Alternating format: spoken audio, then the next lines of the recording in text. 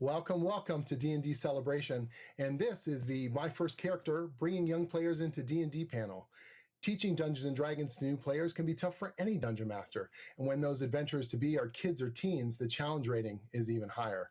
I've assembled a panel of experts who are here to tell you how to bring kids into D&D and get them excited about their first adventure. Let's go around the pool and introduce ourselves. Hi, I'm Librarian Lizz. I have been a D&D game master maybe only 5 years, but in that time I have taught many of my students as a school librarian how to play D&D, and I run an after-school club as well. So. My name is Amy Dallen. I will never stop amusing me that people are like, I've only been DMing for 5 years. 5 years is a long time. I work over at D&D Beyond. Some of you may know me from various internet digital nerd spaces, but one of my very favorite things in the world is getting to share the things that we love with brand new people. It will never get old, and you can never start too young. So I'm really excited for this conversation. Hey, I'm Daniel Kwan. I'm a former archaeologist and museum educator. I worked at the Royal Ontario Museum in Toronto from about 2005 to 2019, teaching a program that uses Dungeons & Dragons and other RPGs to teach kids history, science, and social skills. I'm now a game designer and cultural consultant, and run an autism program that helps adults on the spectrum develop their social skills using D&D. Hello, I am Jen Kretchmer. I'm one of the authors on Campbell Keep Mysteries, along with Daniel. I am also the creator of the Accessibility and Gaming Resource Guide and the Disabled Professionals in Tabletop Directory. I've been playing D&D for 20 years. I've been DMing for 16 of that. And I'm with Amy. I love introducing new players to tabletop. I love bringing people into this incredible hobby. And now we get to share this through streaming and all sorts of other amazing new technology and platforms with all sorts of people around the world. And it's very exciting to get to talk to everybody about this today. And I'm Jim Zub, so I'm a writer, probably best known for the comic book work I've done. I've been writing the official Dungeons & Dragons comic since 5th edition launched in 2014, but prior to that, I started playing Dungeons & Dragons with 1st edition back in the early 80s, and that helped inform stories that I worked on, like Dungeons & Dragons and Stranger Things, and Rick and Morty versus Dungeons & Dragons, as well as, and probably most appropriate to this panel, being the lead author and designer on the Young Adventurers Guides, which are a series of books built to bring new players into the hobby and help inform them in terms of the choices that they have and get them excited for adventures to come. And so that really, bringing new players into the hobby is everything to me. I love their enthusiasm. I love their excitement. And that moment that they realize they have all the kind of options available to them and that they can build a story. So what I want to do is I want to sort of dive right into the subjects here with our panelists and talk about kind of how they approach bringing new players into the hobby, specifically, kids and teens, and where to start in that process. So if we're looking, first off, how much preparation do you do as a dungeon master at the table, and how much is enough, and how much maybe is too much? Like, what do you think about in terms of prep for the table? We'll just go around the circle again. So Liz, tell us about your preparatory process. So I'm a little bit of column A, a little bit of column B, because I actually am going to forget anything that I put, anything I plan ahead of time. As soon as I sit down at the table in front of the kids, one, they're going to come up with something even better than I did.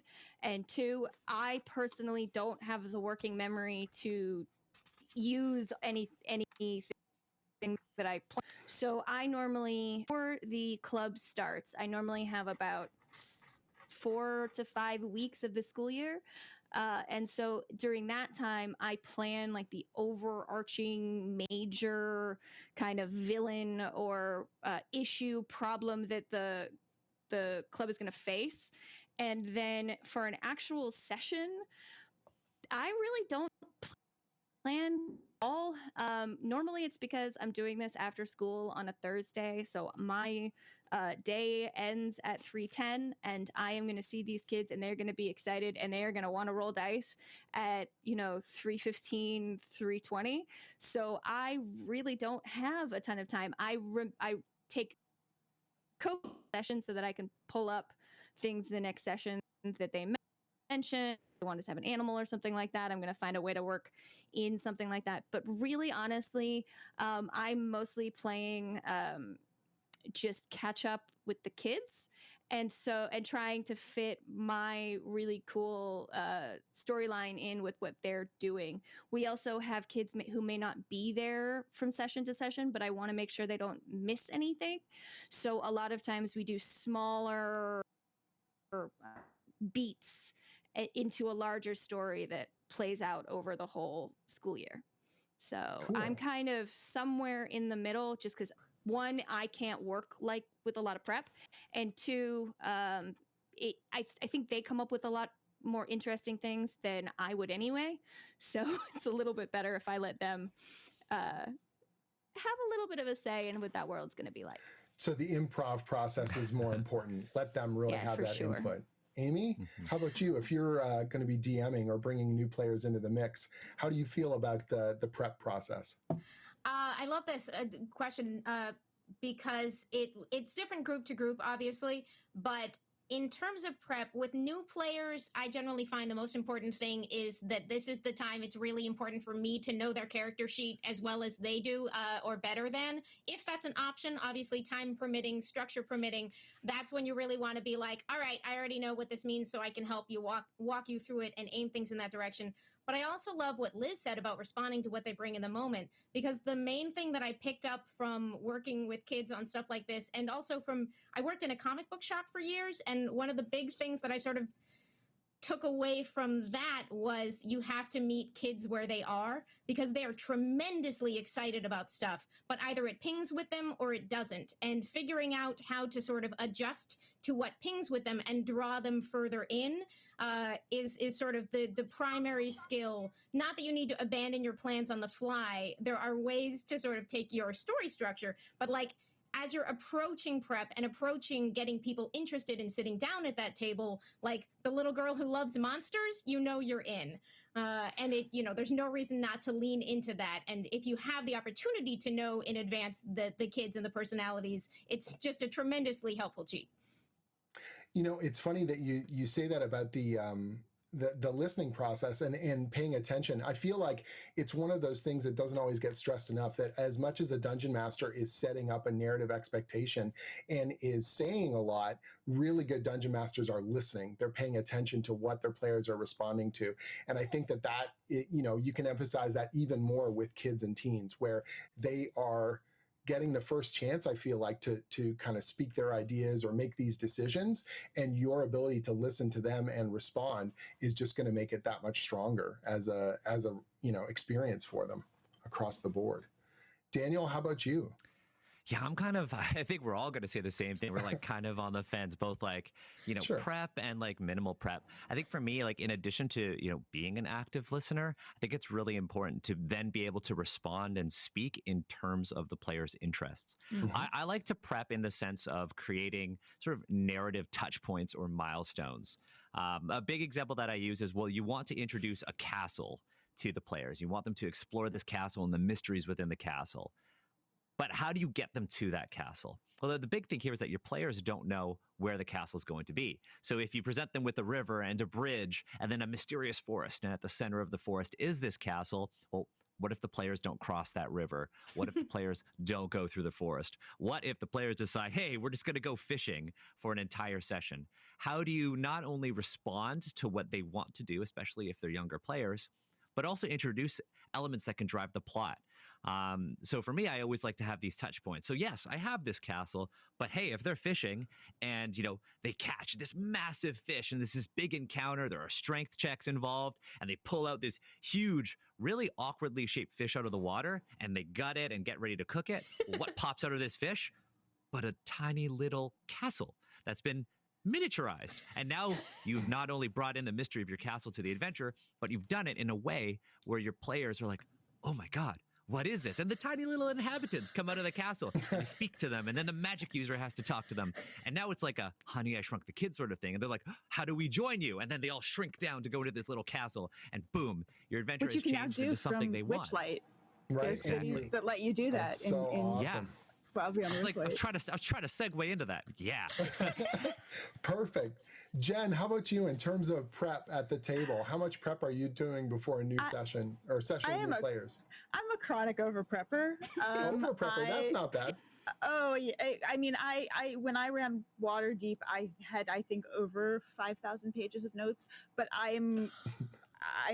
that's me. I like to know everything about every place anyone could possibly go.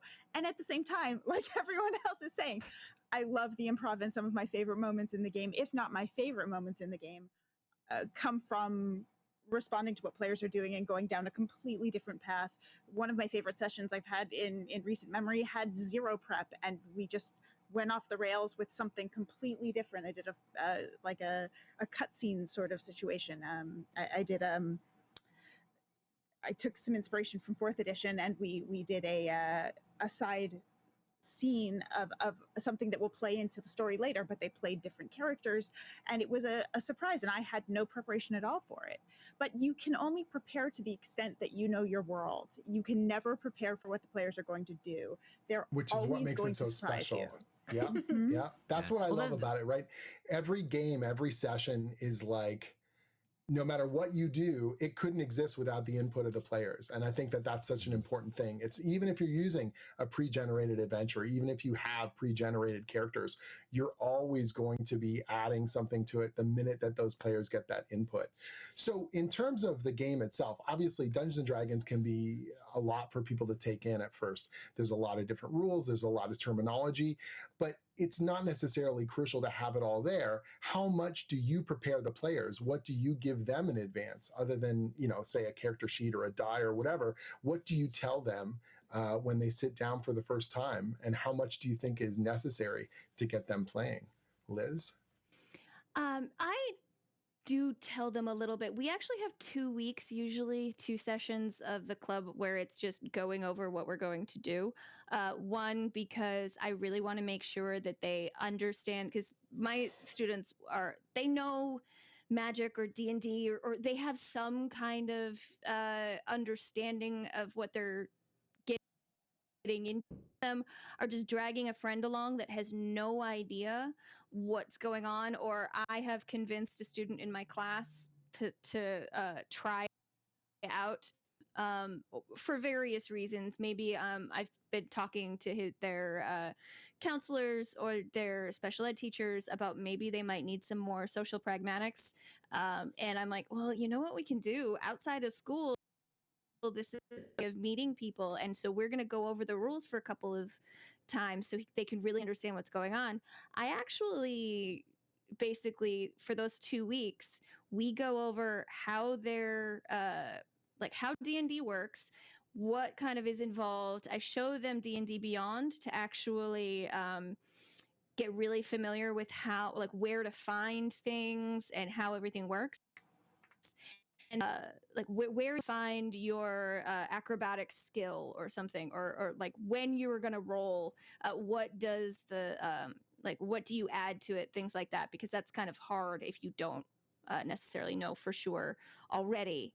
And then also one of the good things is that I will halfway plan their characters ahead of time, or I will use halfway characters and then allow them to fill in the blanks, Customize, basically personalize it. Or they'll come to me and say, I really want to play a frog that is also a thief, and I'm like, great, you're going to be a frog folk rogue, I can do that.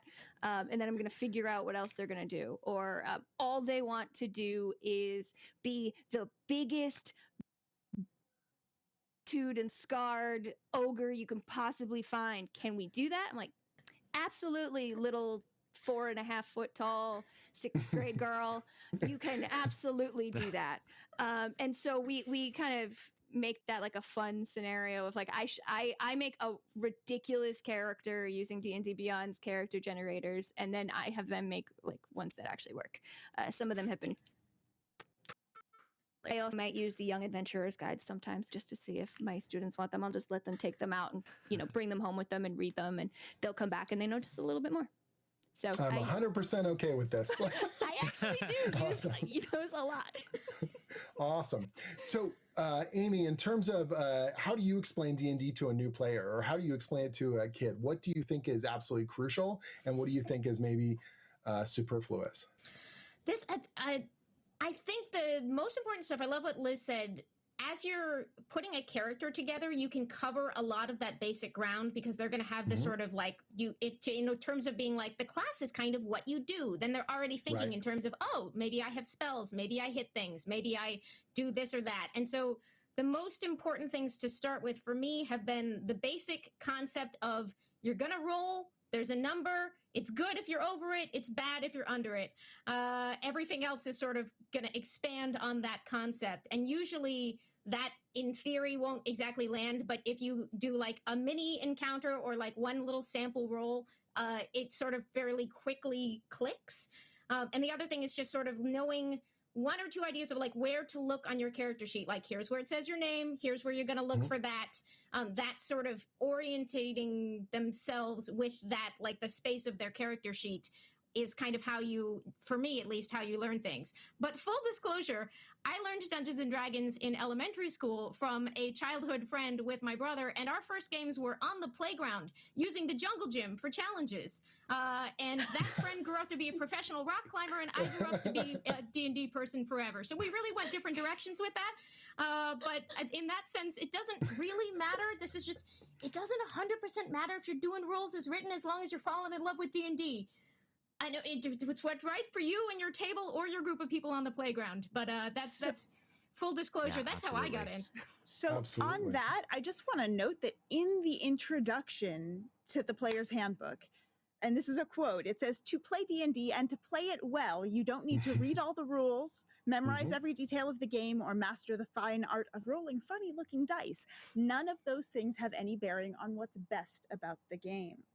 And that has been true across every edition, actually. Like even in first edition, there's little asides from Arneson or Gygax where they're talking about engaging the player, and that's really been the core of it. I think a lot of people get wrapped up in rules as written, and there's value in having set precepts for how the game works and all that kind of stuff. But in the end, your players and the dungeon master, their interactivity and their entertainment is the whole point of the game, and that's really the core there. Yeah, and it's really important to understand that at least for my students who are from 6th grade to 8th grade, and so that's about 11 to 14, they're really at the point where they're really worried about doing something. Sure. So they think those rules are how they decide what's right or wrong. So one of my major goals for the club is that even if I'm only going to have them for the year, maybe they're already in 8th grade, I want them to understand there is literally no way to D&D incorrectly. Right. You can do it. I sometimes will get up and show me how they are going to do something, like stand up next to the table and act it out, and then they don't roll. So like if you got a bad roll and you're this is really, really important to me, important to you, okay, what did you do? Like, how did this succeed? And so it's kind of like inspiration in the moment. It can honestly, that's a really important skill for them to learn. The idea that sometimes those rules are not the most important thing. And in fact, the rules say they're not the most important thing. Exactly. But also, how about you, Daniel? Sorry. Sorry. I want to add on to that I think it's really important to add that there's a really valuable skill in learning that failure is also something that can be a wonderful thing, and that's something that we get to teach through D&D, because I think so often people are concerned with winning and succeeding and getting it right and winning the fight, but sometimes the more interesting story is when you don't, and that's an important life lesson. I think that when we're working with kids or new players or even adults, it's a wonderful thing to have reinforced, because we forget that. Yeah, and it's not, Absolutely. it isn't exactly what you said there. It's not just about everything you want, you get, and everything you want to try and do, you will succeed at, because otherwise there's no stakes in the story and there's no stakes in the storytelling. So how do we make sure that there is a sense of, accomplishment, which is obviously, oh, you made the roll, or, oh, this was a good strategic decision, while at the same time encouraging them to keep trying, encouraging them to try different stuff so that they can succeed and they can feel really empowered by the experience. Daniel, you've worked with all kinds of different players. So what do you think is most fundamental in terms of that introduction of the game and the rule set? Yeah, I think in my lifetime, I think I've taught easily over 1,000 young people how to play D&D. And we thank you for it. Absolutely. I think a big one there is that, like, we were talking about setting expectations for the players. A big one is like, hey, we're telling a story together, and I'm not going to be talking at you. You're going to be contributing to this world, and this kind of goes back to the sense of prep.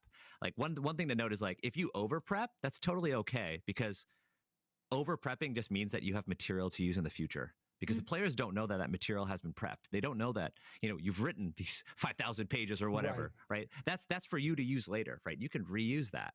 A big one is that, like, we're telling a story together, and the dice aren't necessarily going to tell you if something good or bad happens.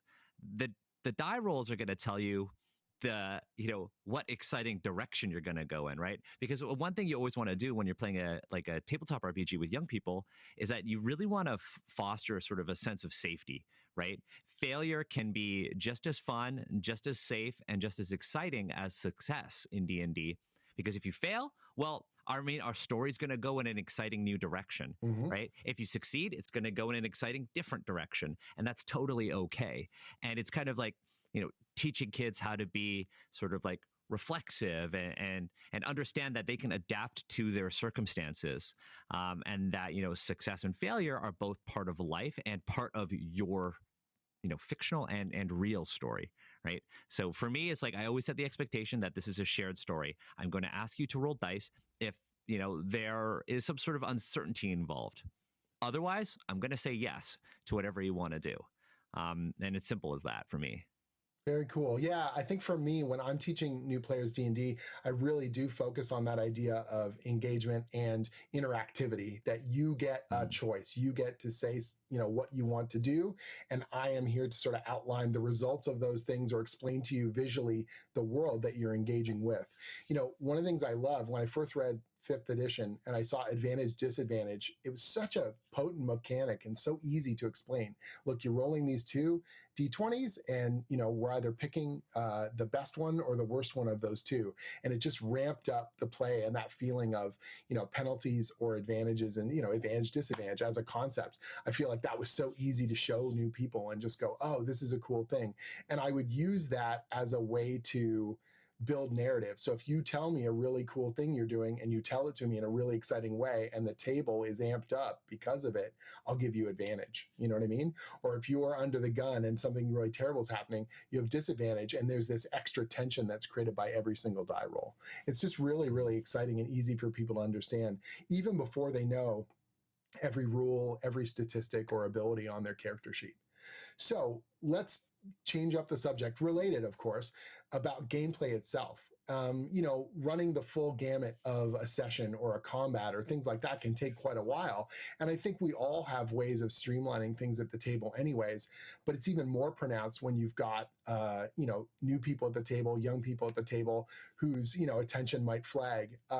What kinds of things do you do to streamline play, or how do you kind of deal with combat in that way? Are there any tips or things that you do to help move things along? Are we going in order? Someone can jump in on this one. Sure, go for it. I've got one. Yeah. I don't track hit points for what? For enemies. I don't track hit points. Okay. I have like I know. My video will just cut out. I'm flipping the table right now. No, I don't track. I'm sorry, we've lost Daniel. I don't generally track hit points for enemies in combat. So I just got a call from Jeremy Crawford, and he told me I have to let you go. No, I'm just kidding. I'm gone. No, I don't track hit points generally for enemies in combat. I set like a ballpark for myself, but Sure. if I have a player who's like, I really want to finish this person off and they've got like a ton of health left, yeah, I'm going to let you do it. Right. If you see No, that I'm the sorry, energy there's at the one table, more hit point we need to get. there's one more. That's right. I'm gonna your ultimate attack that you've just announced and dramatically sort of like acted out. No, it doesn't work. So I always, I generally fudge hit points, especially when I know a player's trying to build up to this awesome Sure. moment. Because And like a it's big thing dramatic, about and the whole table's into it. Yeah.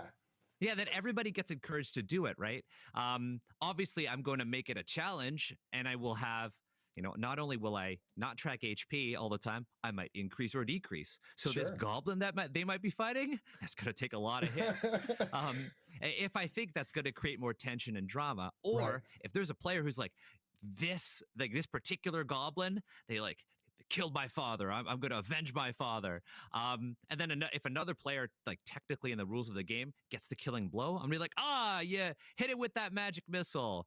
It's really bad. It's badly wounded. Hey, it's your turn. Are you going to avenge your dad? And they're like, yes. And they roll 1 damage. Well, it only had 1 health left. Way to go.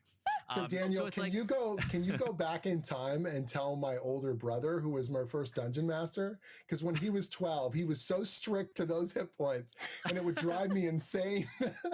It would just be like down to the inch, I'm making every single worst roll. Yeah. And the drama's just getting sucked out of the room in real time. Totally. I think a big one is just like, look, you got to be the biggest fan of the players, right? Yeah. We talked about listening to them and giving them spotlight.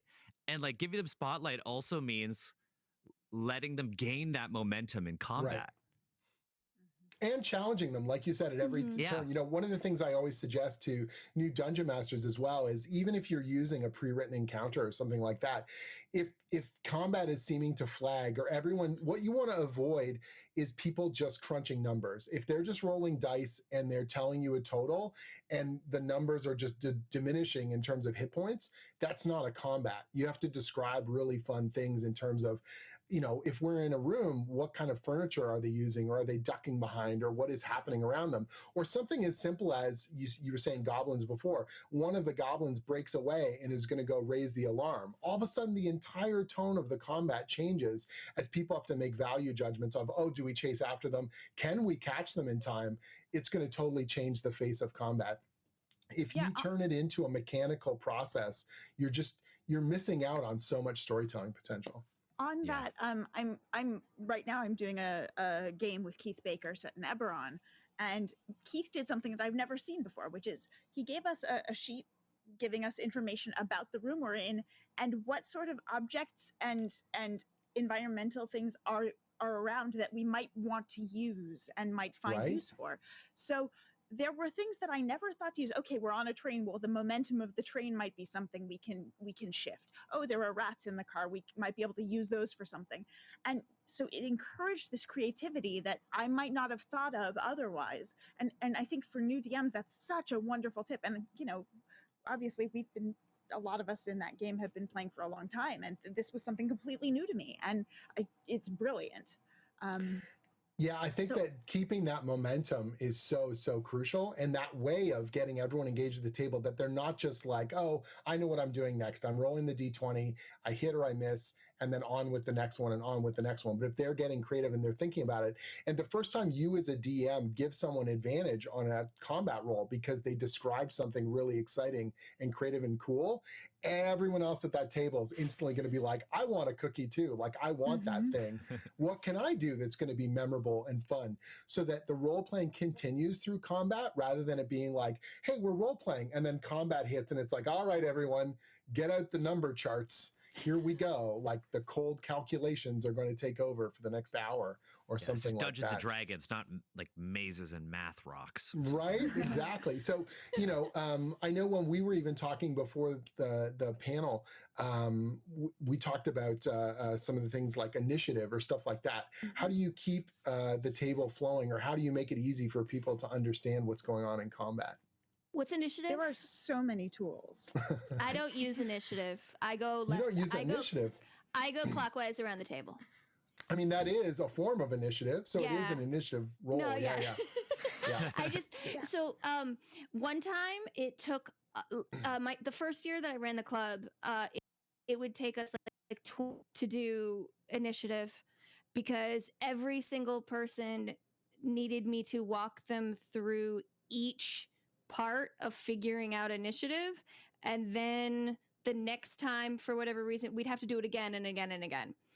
And while I knew eventually it would get faster, I didn't actually paying attention to the kids at the table. I was noticed all of them flagging as they were trying to figure this out. They started feeling dumb because they couldn't figure out initiative. Right. And I hated starting off something as fun as combat. I love combat, and I love listening to all of my. I'm the one that doesn't know what is happening on my turn because I'm listening to everybody else. Like, so I love combat, and I just saw them kind of losing it, and I was just like, why? This is not important. Or this is not the important part of what we're doing, I should say. And also, like Daniel, my HP is variable. Yes. Sometimes I will. Sometimes my people or my students should be like dead on the floor. Right. Like no, they've just got all of this extra HP, and the monsters are like. Close. I don't necessarily. I like rolling behind a screen. It's like, oh no, they missed. Totally. It's like it's a 20. Yeah. I'm like, nah, they missed. Yeah. I'm not. That's where you actually have that. Yeah. Like there are rules to it in my head that they don't know about. But like, yeah, I do have varying ideas, and some of my students are real like fact checkers, and they're like, what kind of monster is HP for this monster? It's like it's not that one. Or, it's a variant. It's a variant. It's a special one. What book this is it one from? grew up right. That's right. What is that, Jen?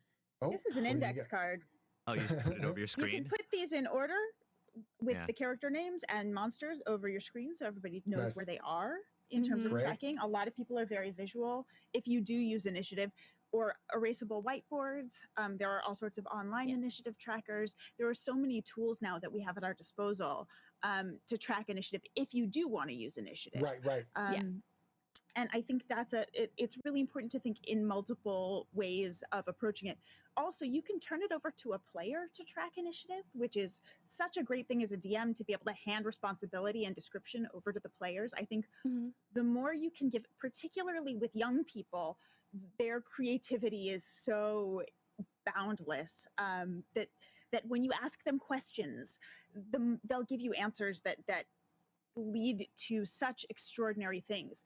But with something like initiative, if you have a player who's really engaged, maybe is kind of doing the rules lawyer thing, you can give them this responsibility and say, here's something for you to focus on. Here's something for you to track. You want to be the bookkeeper of this game? Here's a thing you can do. And this helps everyone.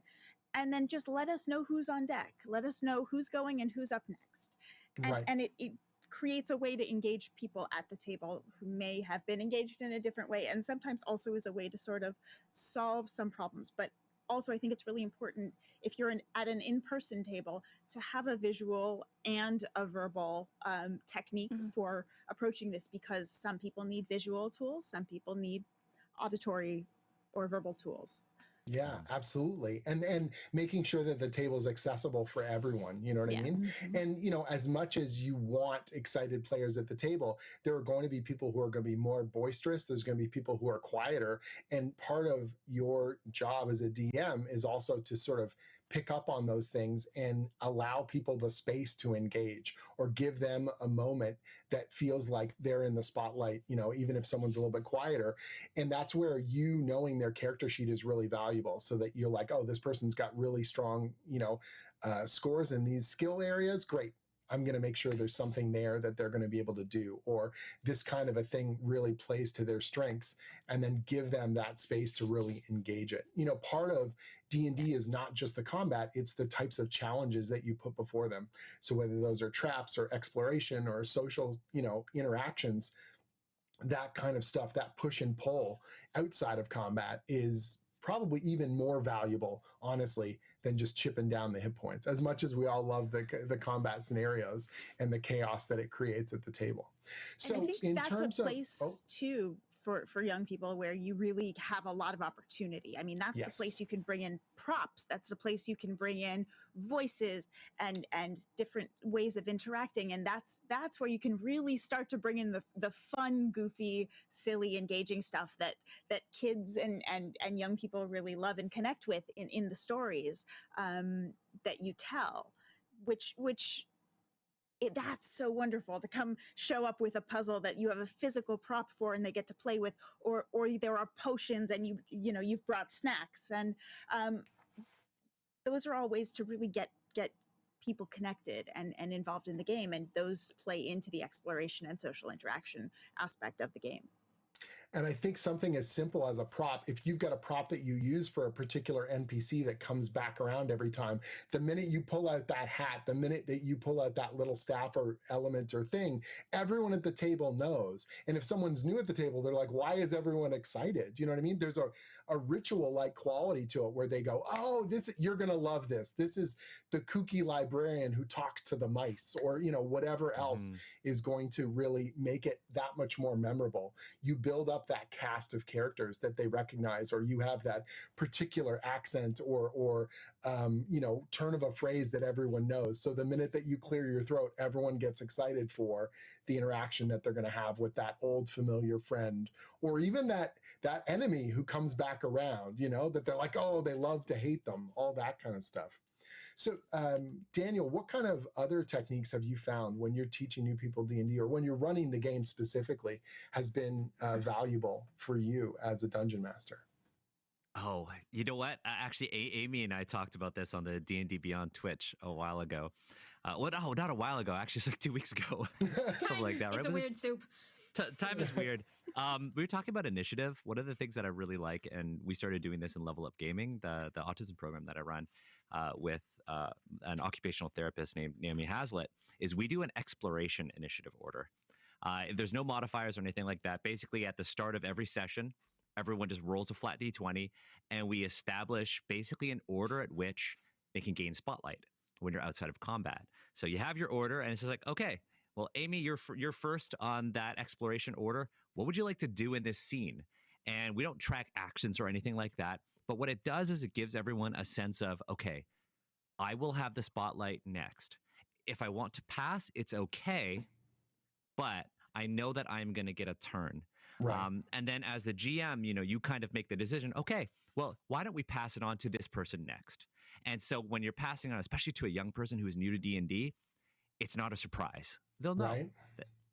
So I do that. I know we're going to talk about visual tools, but one that I've been that I've found to be super helpful in, the pre-pandemic sort of play are index cards, but not just for initiative.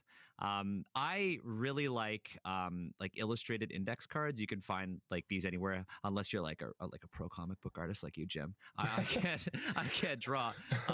But I use these cards from a separate game called the Index Card RPG, and basically they're like these little cards. So what I do is I'll basically say, okay, so you walk through the gates of the town, and I'll lay down this card on the table, put it down on the table, and you're greeted by the captain of the guard who has a big, thick mustache. And then the players will be like, okay, and I'll put that card down on the table.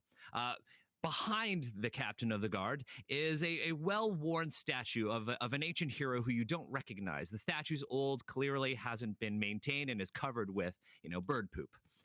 Something to kind of elicit a laugh. And then I'll basically set the scene there's a potion shop, and multicolored bubbles and smoke is kind of coming out of the windows, and there's a blacksmith and all that. And I lay these out on the table. And then when we have our miniatures, I'll say, okay, well, if we're in our exploration order, where do you want to go? Nice. They'll be like, okay, well, I want to go investigate the fountain. So the player will put their mini on the fountain card. And that's how I'll organize my scene. Because I've created narrative touch points here for the players to kind of gravitate towards. B, I'm not overwhelming them with this huge terrain build or all of this stimuli that I may not have prepared for. And C, it lets those who are in the exploration order kind of say, okay, what's my next move? because many kids who go into playing D&D for the first time may have only played board games before. And this Right. kind of creates a bridge, a familiar bridge between them where you're placing pieces on a board, except this board is constantly changing and the rules are whatever you want them to be. That's No, kind it's a of really the extra good thing I would visual do. touchstone. It's great. You know, you were mentioning about everyone getting that turn in the narrative is so valuable. And that actual concept was one of the reasons why I was so engaged by Dungeons and Dragons. When I was 8 years old, I started playing with my older brother, and we were playing with our older cousins, and I was the youngest at the table. You know, 4 or 5 years, it doesn't seem like a big deal, but it's huge when you're 8 years old, right? And so that idea of you get to hear, I get to speak, this is my turn to come up with something, and now you're going to respond to it, was so potent for me that I was able to say on my turn, this is what I want to do. And if everyone at the table reacted to it, if they laughed at something I came up with, or they were excited by the potential, I felt like one of the older kids. I felt like I had, you know, a place at the table and that we were doing something together. And I think that that's one of the big touchstones of why role-playing games are so potent and valuable. And when we put together the Young Adventurers guides, it was about, okay, let's build narrative choices. Here are a bunch of new visuals that you can show people. So you can just pull that book up. You can easily show the, you know, the new illustrations in there and make those big narrative choices and big visual choices to ignite their imagination. So in terms of material, how much stuff are you bringing to the table? Are you using a lot of pre-published material? Are you, you know, kind of improving the vast majority of it? Do they have the player's handbook right there, or are you just sort of giving them a character sheet? What kinds of things are you doing to, you know, to work with in terms of resources? I use again, I use a mix. Most of the time, for maps and things, I don't do too much. Mhm. I don't bring to just draw things out, but I am now going to 100% be going and finding those index cards because that is amazing and I love it. And also the exploration thing, so good, so good. Please send me that link. Yeah, it's just the thing that we Yeah. actually go check out the D&D Beyond YouTube channel. We did a whole episode on it with Amy. Awesome. That's fantastic. But yeah, I use the Young Adventurers guides I already mentioned. I always have, we have a whole collection of D&D books. I subscribe to the D&D Beyond, like, DMs, like I have everything for the students. And so I have them in my campaigns. So we have a lot of resources, but actually on the table, I have them coming up with, though I just have lots of things to hand that I can pull from if I need to. But since I never really know what they're going to do, I don't worry too much if I've got to draw something really quickly on a piece of paper in my horrific, I have no art skills whatsoever, so it never quite looks fantastic, but we try, and it's all about imagination anyway. So I will say it is free to make a character on D&D Beyond. Sorry to get my like company hat on, which I love very much. But for folks who might not be aware, there is a subscription level that lets you share books, yes. which I love deeply because it reminds me of growing up. Because literally just passing books around a table was the way that we did things, you know. And to have that be possible and to be able to sort of click through to digital explanations, as especially a lot of my friends who are disability advocates have pointed out how tremendously useful it can be to sort of have other ways of accessing a text that are not just a physical book. So I will always love both, but I love having both options. And yeah, so for resources, it's usually sharing out the player handbook. And I like to come in with a story idea in mind, because especially for new players, to sort of show them, here's what an adventure might look like. And once we're a few sessions in, we can go, you know, you'll probably go wildly off track to some extent, but it's not on you this first time. Don't worry. I tend to start with a pretty simple, like, here's a problem. Can we solve it? Because that sort of helps set the tone for me. Awesome. Yeah, How about you, Jen? Are you doing a lot of prep? Or sorry, are you bringing a lot of pre-built stuff? Sometimes it really depends on the age of the group and the skill level of the group. Because if you're working with kids, we don't need heavy rules. We need dice and imagination, and that's it. I mean, ultimately, that's what you need for everybody. Sure. But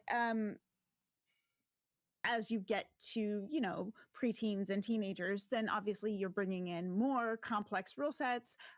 You're giving more flexibility with building out characters. I really think it's important with groups to find relationships between the characters.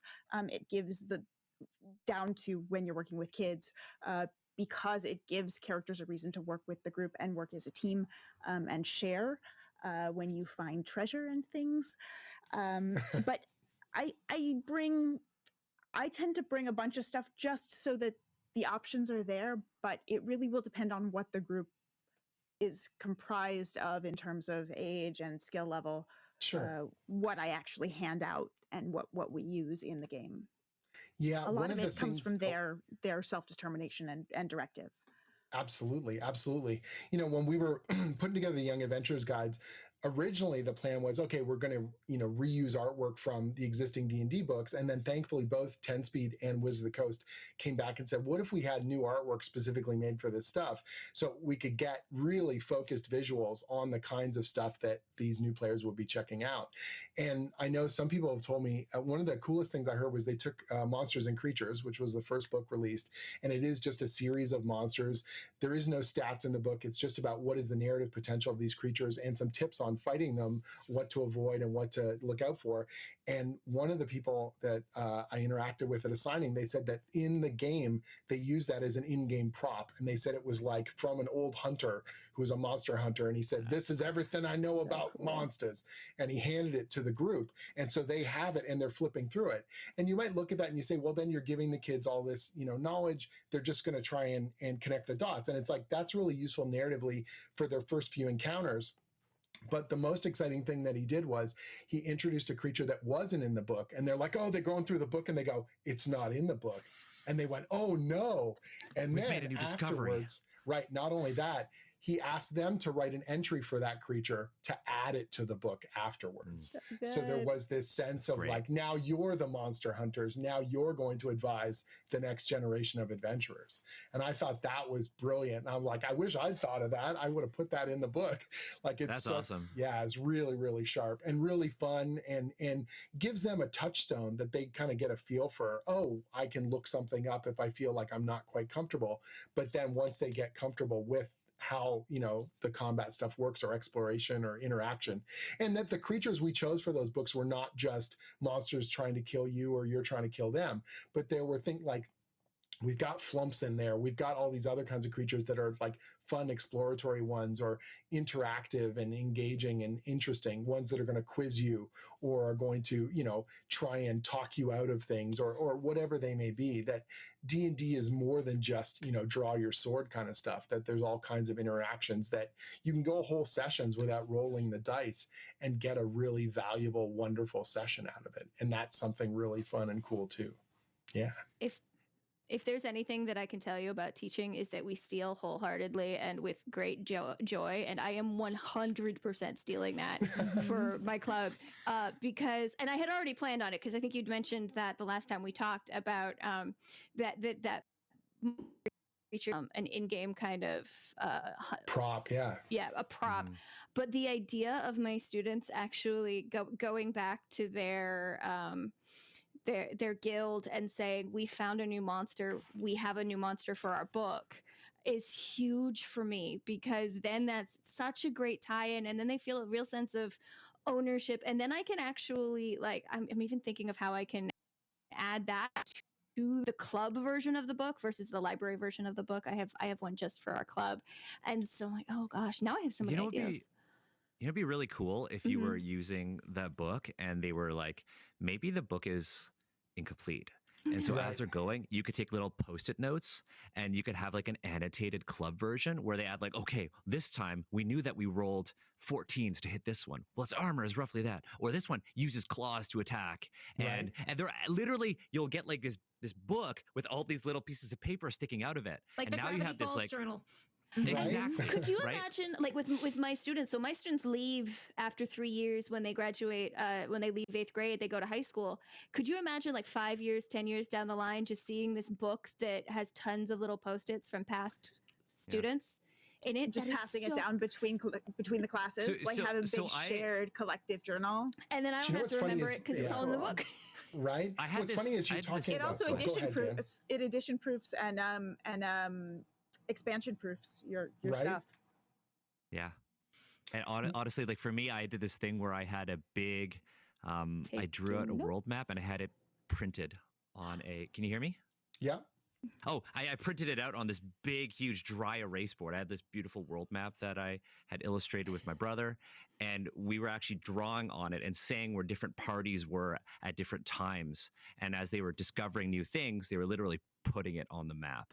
Amazing. That is That so feeling cool. of history and legacy, I think, is really Mhm. crucial. And it's for me, when I was growing up and reading something like Marvel Comics, that feeling that the history extended, past when I started reading, and then it would keep going, meant a lot to me. And D&D worlds, that they feel like they are these organic places, that the NPCs don't just stop and start the minute that we interact with them, but that they're carrying on their lives. So if you go back into town, all of a sudden the farmers that you said, now they're bringing in the newest harvest, or they're going to tell you they're having some different problem, or they're just going to let you know that the pregnant housewife has had the baby, or whatever else. Those little subtle things you can do to make it narratively feel like a larger world, that they have had an effect on this world, but the world continues without them. And if you've got something like a club, or if you're continuing to bring new players into the game, one of your goals has got to be also that feeling of you are part of this community and you are bringing something to this world, and it will continue past you and they will remember you. I think that that's a really potent thing, that if you did something cool, your legend will be told to future adventurers, or I'll tell all the people, your great deeds, or the next group of players, there's a statue to some hero and they're just like, who's that? And they go, oh, 2 years ago, they did this really cool thing. Maybe they'll make a statue of you someday. And you're just like, blah, for a kid.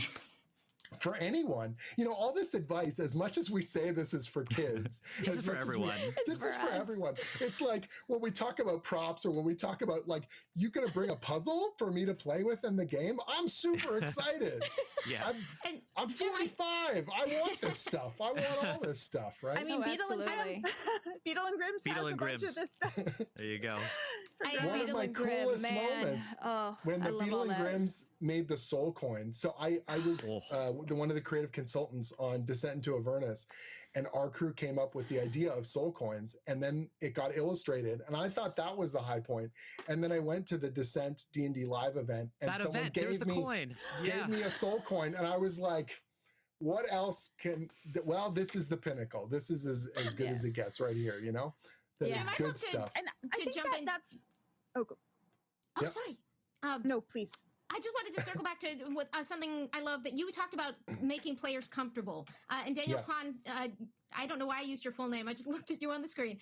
You talked about being the biggest fan of every player. And I think all of this advice tends to work towards what I think we all know is kind of the gold standard feeling for bringing a new player into the game, is when you see it start to be real, like it's their character, when they doodle their own character art for the first time, when they make something creative that goes with it. And at the table, like the skill that I hope I spend the rest of my life perfecting, which is knowing when to draw in a shy or reluctant player and when to give them space. I feel like that is the skill I want to fine tune the most, and that I have gotten the most rewarding experiences out of, because the game is set up for teamwork and collaboration. Like Jen said, making sure people have relationships with each other, setting each other up to succeed, and then celebrating either those great victories or those very funny failures together as a group is an incredible tool. And it's not always easy to know when somebody's trying to gently bow out and you need to be like, nope, you're in this. And when somebody's trying to gently bow out because they need to take a moment. Like, that's not always an easy thing to figure out. But if you get those calls right as a DM, I don't think there's a better feeling than someone who's like, I was trying to take myself out of this, but you have convinced me to stay, and I have just made a story and a memory that I'm going to treasure for the rest of my life. This game belongs to me. I matter. I should be here, part of this story. It's the best feeling in the world. I think Absolutely. that comes down to respect and encouragement. And sort of within that, I think we have to keep in mind that kids deserve to have the same kind of consent in terms of their game sessions that adults do. which Mhm. means you can have those conversations with kids. Hey, what are you comfortable with in the game? Hey, here are ways that if you don't feel comfortable, you can let us know and we will respect that. Hey, if you need to step away and take a second, that's fine. If you feel like engaging today, that's great. If you don't feel like engaging and you just want to hang out and listen, that's great. And giving them the autonomy to say the things that they need at the table, it's a great way to practice that as a life skill, but it's also a way to make sure that they are feeling comfortable at the table. Because if someone gets uncomfortable at a table, immediately you're gonna be reluctant to come back, right? And with kids in particular, this is such a remarkable game to foster community, creativity, creative problem solving, all sorts of other words that seem to start with C. But if you put them in a situation where they're immediately uncomfortable, they're not going to want to come back and play again. So giving that respect and giving that autonomy to kids is so important to me. Maybe not more than adults, but it needs to be a priority when you are working with young people, that you're respecting their right to explain what they are comfortable with in any situation at the table. Absolutely. And yeah, I think this has all been really, really valuable across the board. We've covered so much really good advice, and a lot of it, as much as this panel is bringing young players into D&D, I think we could just cross through the word young, bringing players into D&D, bringing people into this hobby that we love and this creative thing. When we made the Young Adventurers guides, I kept thinking to myself that it was like, I just want this to be like the new player guide. Like, it's just, everyone wants cool art. Everyone wants to be engaged. Everyone wants to be empowered and excited about what they are doing at the table, and that they're being listened to, and that they are having fun. And really, the most important thing is that fun. If you players enjoy what they're doing, if they want to come back for more. And I think what's nice about the kids is that you can always tell. They don't hold back in terms of their excitement. Your ability to engage them is going to make such a huge difference in their creative lives. For me, it lit kind of a creative flame that has never died out. And I'm so proud and happy to be able to contribute to Dungeons and Dragons. I'm thrilled to have all of you here with me today talking about this stuff. And I really want to play a session with all of you and Yes, please. activate Yes, everything. Why don't we do it? Let's do We it. should totally do a Absolutely. stream game, because I would love to set the pace and then sort of say, okay, let's show people what this is all about. So thank you for being a part of this and bringing your expertise. It means a lot to the thousands and thousands of new people that are discovering Dungeons and Dragons all the time. Liz, Amy, Jen, Daniel, you are all amazing, and you make our community better. I am greatly looking forward to hearing more stories of your legends. Thank you, and thank you to everyone who's watched on the stream. We're looking forward to seeing the stories that you create here this weekend and beyond.